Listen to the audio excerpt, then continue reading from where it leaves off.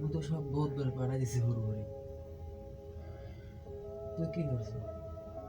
বেতন বোনাস পাইছো? বেতন পাইলাম 10,000, হুম, বোনাস পাইলাম 5,000, টাকা দিলাম 15,000। বুঝলাম।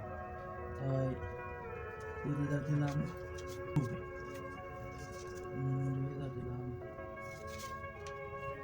ছোটবেলা, 2,000 দিলাম হাইব্রিডে, 2,000 দিলাম শালা আছে শালা, 3,000 দিলাম মায়ের আর বাপের,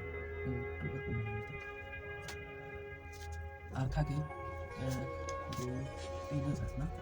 তা 3,000 ওই যে 200 মাইক কেনা লাগবে না?